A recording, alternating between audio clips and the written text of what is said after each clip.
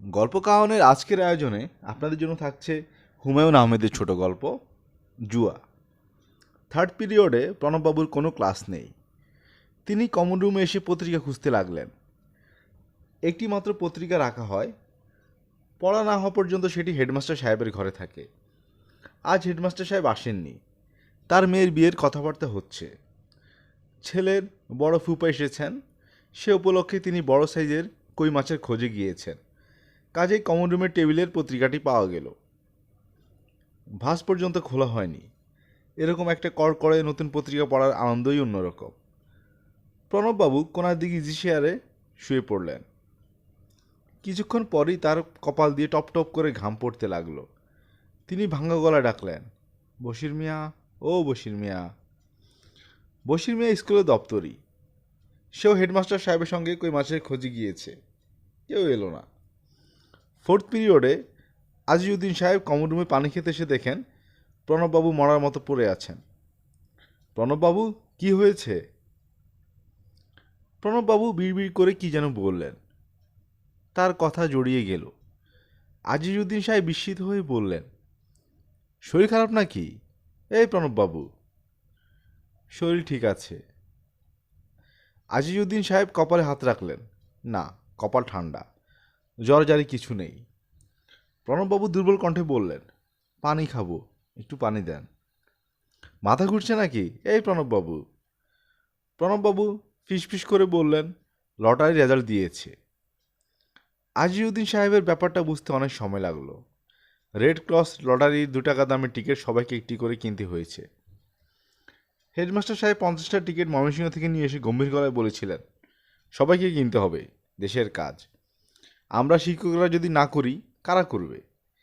সবার জন্য একটা এক্সাম্পল সেট করতে হবে। 5টা করে কিনবেন সবাই। থার্ড মাস্টার জলি সাহেব মুখ কালো করে বললেন, 2 মাস ধরে বেতন নাই, এর মধ্যে এসব আবার কি ঝামেলা স্যার? দেশের কাজের মধ্যে আবার ঝামেলার কি দেখলেন? 5টা করে কিনবেন সবাই, আর স্টুডেন্টদের মধ্যে ডিস্ট্রিবিউটের ব্যবস্থা করবেন, দেশের কাজ। 5টা করে টিকিট কিনতে হলো সবাইকে। হেডমাস্টার সাহেব দেশের কাজের জন্য হঠাৎ এত ব্যস্ত হবার রহস্য উদ্ধার হলো। প্রতি 10টি টিকিটে তার 2 টাকা করে লাভ থাকে। সেই লটারির রেজাল্ট দেখে প্রণববাবুর মাথা ঘামছে, কথা জড়িয়ে যাচ্ছে। এর অর্থ কী? আজিউদ্দিন সাহেব অবাক হয়ে বললেন, কি ব্যাপার ভাই, কিছু পেয়ে গেলেন নাকি? হ্যাঁ? প্রণববাবু জড়িয়ে জড়িয়ে বললেন, পেয়েছি। আজিউদ্দিন সাহেব স্তম্ভিত হয়ে গেলেন। ক্লাস 9-এ তার ইংরেজি গদ্য পড়াবার কথা, তিনি আর সেখানে গেলেন না। প্রণববাবু পাশের চেয়ারে চুপচাপ বসে রইলেন। দুনিয়াতে কত অসম্ভব ব্যাপারই না ঘটে। প্রণববাবু পরশুদিন তার কাছে 50 টাকা চেয়েছিলেন। তিনি বলেছিলেন, হাত একেবারে খালি, টাকা কোথায় পাবো? গত মাসেও হাফ বেতন হয়েছে। আজিউদ্দিন সাহেব ক্লান্ত স্বরে বললেন, এরকম ভ্যাবদের মতো বসে আছেন কেন? ফুর্তি টুর্তি করেন? কি ফুর্তি করব? তাও ঠিক। লোকজন এরকম হঠাৎ লক্ষ্যপতি হলে কি করে ফুর্তি করে কে জানে। রেজাল্টটা কোথায় দিয়েছে? দেখি পত্রিকাটা। ক্লাস 9-এর ছেলেগুলো বড্ড গণ্ডগোল করছে। একজন এসে কমন রুমে উকি দিয়ে দেখে গেল। আজিজউদ্দিন সাহেব ভ্রু কুঁচকে লটারি খবর 2-3 বার পড়লেন। তার কাছে কোনো টিকিট নেই। তিনি সবগুলো নেজামে চায়ের স্টলেই বিক্রি করে ফেলেছেন। টিফিন পিরিয়ডে স্কুল ছুটি হয়ে গেল। মাস্টারদের কারো আর ক্লাস নেওয়ার উৎসাহ রইল না। সবাই কমন রুমে শুকনো মুখে বসে রইলেন। স্কুল ছুটি হয়ে যাওয়ায় ছেলেদের জন্য আনার টিফিন বেঁচে গেছে, লুচি আর বুন্দিয়া। অন্য সময় হলে টিফিনের ভাগ বাটোয়ারা নিয়ে উৎসাহী আলোচনা চলত। আজ আর কিছুই জমছে না। ক্লাস 10-এর ছেলেগুলো কমন রুমের দরজার কাছে জটলা পাকাচ্ছিল। আজিজউদ্দিন সাহেব প্রচণ্ড ধমক দিলেন, নাট্যশালা নাকি? হ্যাঁ, যা বাড়ি যা, 2 দিন পরে পরীক্ষা, কোনো হুঁশ নাই, গরুর দল। হেডমাস্টার সাহেব খবর পেয়ে সঙ্গে সঙ্গে চলে এলেন এবং খুব হইচই শুরু করলেন। স্কুল ছুটি দিয়েছে কে? স্কুল ছুটি দেওয়ার মতো কি হয়েছে বলেন তো? একজন লটারিতে কত টাকা পেয়েছে আর অমনি স্কুল ছুটি? পেয়েছেনটাকেই।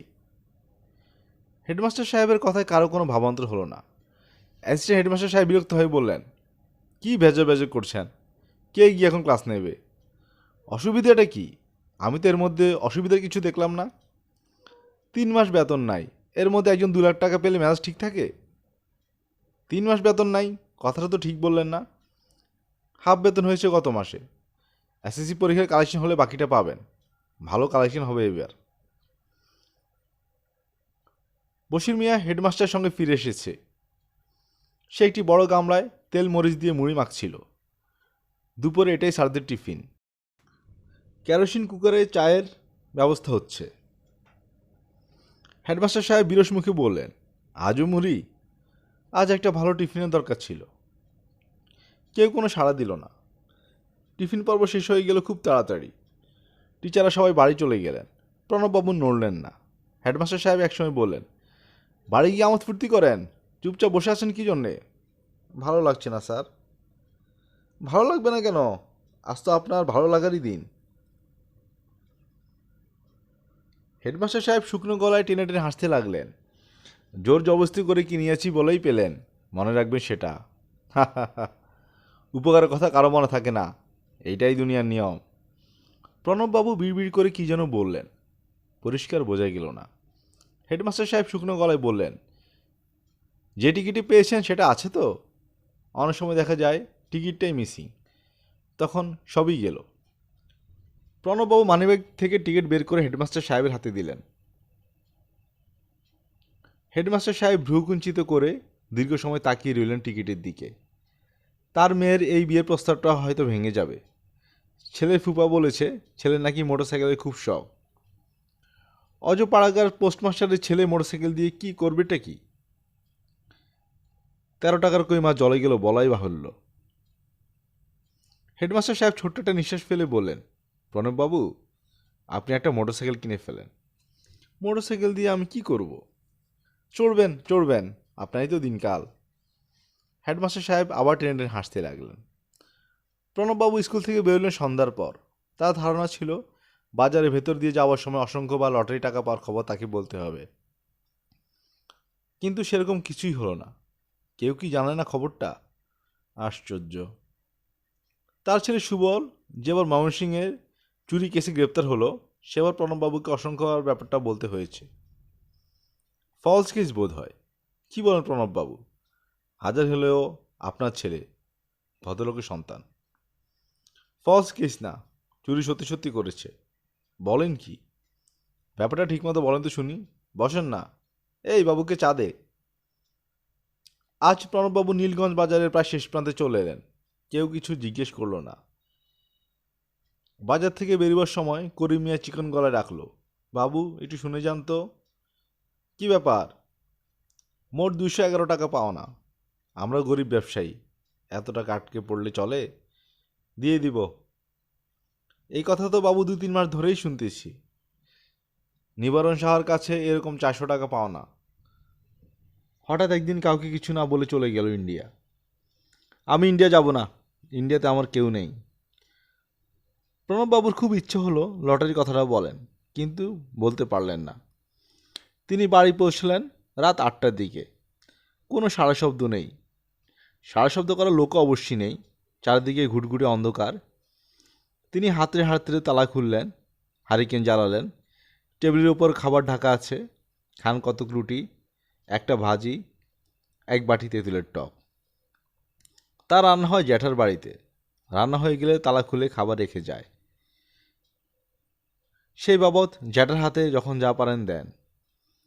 প্রণববাবু কেরোসিন কুকার জ্বালিয়ে রুটি গরম করতে বসলেন। তখনই হঠাৎ করে সুবল এসে উপস্থিত। সুবলের সঙ্গে তার দেখা সাক্ষাৎ হয় না বললেই হয়। গত 6 মাসে একবার মাত্র এসেছিল 2 দিনের জন্যে। তিনি কোনো কথা বলেননি। আজ নিজে থেকেই কথা বললেন। আছিস কেমন সুবল? আছি কোনো মতো। তুমি কেমন আছো বাবা? খেয়ে এসেছিস নাকি? হুম, মাটন বিরিয়ানি খেয়েছিস স্টেশনে। জানি তো এত রাতে খাওয়া দাওয়ার কোনো আয়োজন তোমার নাই। খাচ্ছ কি তুমি? রুটি নাকি? হুম, খাবি একটা? না। প্রণববাবু খেতে বসলেন। সুবল বাইরের বারান্দায় গিয়ে সিগারেট ধরালো। প্রণববাবু লক্ষ্য করলেন সুবলের গায়ে চকচকে একটা শার্ট থাকলেও তার পায়ে চামড়া জুতো জোড়াতে তালি পড়েছে। যে মোটরসাইকেল মেকানিকের কাজ শিখত, সেখানে পয়সা কড়ি বোধহয় কিছুই দেয় না। তার মনে পড়ল 2 মাস আগে 250 টাকা চেয়ে ভুল বানানে 3 পাতার একটি চিঠি লিখেছিল সুবল। তিনি জবাব দেননি। এবারও টাকার জন্যই বোধ এসেছে। বাবা, ঘরে চায়ের পাতা আছে? আছে বোধ হয়, দেখ তো হরলিক্সের বোতলটার মধ্যে। সুবল চায়ের পানি চাপিয়ে মৃদুস্বরে বলল, তোমার কাছে 300 টাকা হবে বাবা? আমার খুবই দরকার। প্রণববাবু অনেকক্ষণ ছেলের দিকে তাকিয়ে রইলেন। বাবা, খুব ঝামেলার মধ্যে পড়ে গেছি, একটা ব্যবস্থা তোমাকে করতেই হবে বাবা। তার ইচ্ছে হলো জিজ্ঞেস করেন, কি ঝামেলা, কিন্তু তিনি চুপ করে রইলেন। তার যে মেয়ে কলকাতা শিবপুরে ছিল, সেও কি একটা ঝামেলায় পড়েছিল। 1000 টাকা চেয়ে চিঠি লিখেছিল, ছোট চিঠি, কিন্তু সেই ছোট চিঠি পড়ে তিনি সারা রাত ঘুমাতে পারেননি। মেয়েটি অনেক বয়স পর্যন্ত তার সঙ্গে ঘুমাতো। কি বিশ্রী ঘুম! পা দুটি বুকের কাছে এনে মাথা বাঁকা করে কত বকাঝকা, কত কি, লাভ হয়নি কিছুই। অঞ্জুর সেই চিঠির জবাব তিনি দেননি, লজ্জাতে দিতে পারেননি। দীর্ঘ 1 বছর সেই চিঠি পকেটে নিয়ে তিনি ঘুরে বেরিয়েছেন, ক্লাসে গিয়েছেন, পাটিগণিতের কঠিন সব অঙ্ক জলের মতো বুঝিয়ে দিয়েছেন। প্রণববাবু বারান্দায় এসে বসলেন। কি চমৎকার জ্যোৎস্না! অন্ধকার হালকা হয়ে আসছে ক্রমে ক্রমে। লেবু ফুলের ঘ্রাণ আসছে। গাছটাতে লেবু হয় না, শুধুই ফুল ফোটে। গাছগাছালির কোনো যত্ন নেই আর। কে যত্ন করবে? সুবল চায়ের কাপ নিয়ে বাইরে এসে দাঁড়ালো। বাবা, খুব বড় একটা ঝামেলার মধ্যে পড়েছি। সবাই বড় ঝামেলায় পড়ে। তিনিও মেয়েকে নিয়ে ঝামেলায় পড়েছিলেন। বিয়ে দেবেন এমন ছেলে পাওয়া যায় না। শেষটায় কেদারনাথ বাবু কলকাতায় গিয়ে বিয়ে দিলেন। বিয়েটা কেমন হয়েছিল কে জানে। বর পছন্দ হয়েছিল পাগলিটার? আজ আর তা জানবার কোনো উপায় নেই। বাবাকে কি আর এসব কথা কোনো মেয়ে লিখে? বাবাকে লিখতে হয় দারুণ সমস্যার সময়। সুবল মৃদুস্বরে বলল, বাবা, চা খাবে? চা দেই? দে। চিনি নাই, চিনি ছাড়া চা দে একটু। সুবল তাকিয়ে দেখল তার বাবা চোখ দিয়ে জল পড়ছে। ব্যাপারটা কি? সে আর চোখে তাকাতে লাগলো। মিনমিন করে বলল, 300 টাকা না পেলে বেইজ্জত হবে। সুবল কথাটা বলেই মাথা নিচু করে ফেলল এবং লক্ষ্য করল তার নিজের চোখও ভিজে উঠেছে। সে হঠাৎ বলে ফেলল, বড় কষ্ট বাবা। কষ্ট? হ্যাঁ, কষ্ট তো বটেই। প্রণববাবু ছোট্ট একটা নিঃশ্বাস ফেললেন। টাকাটার কি জোগাড় হবে? প্রণববাবু জবাব দিলেন না, চোখ মুছলেন। সুবল বাবার কাছে এলো। প্রণববাবু হঠাৎ কি মনে করে সুবলের একটি হাত চেপে ধরে সশব্দে ফুঁফিয়ে উঠলেন। সুবল বলল, কাঁদবেন না বাবা, দেখি একটা ব্যবস্থা আমি নিজেই করব, কাঁদবেন না। মেয়েটার বড় দেখতে ইচ্ছে হয় রে সুবল। তিনি 2 লক্ষ টাকার একটি টিকিট পকেটে নিয়ে একজন নিঃস্ব মানুষের মতো কাঁদতে লাগলেন। সুবল বাবাকে 2 হাতে জড়িয়ে ধরে বসে রইল। 300 টাকা তার সত্যি খুব প্রয়োজন। তার নিজেরও ডাক ছেড়ে কাঁদতে ইচ্ছে হচ্ছে, কিন্তু সে কাঁদল না।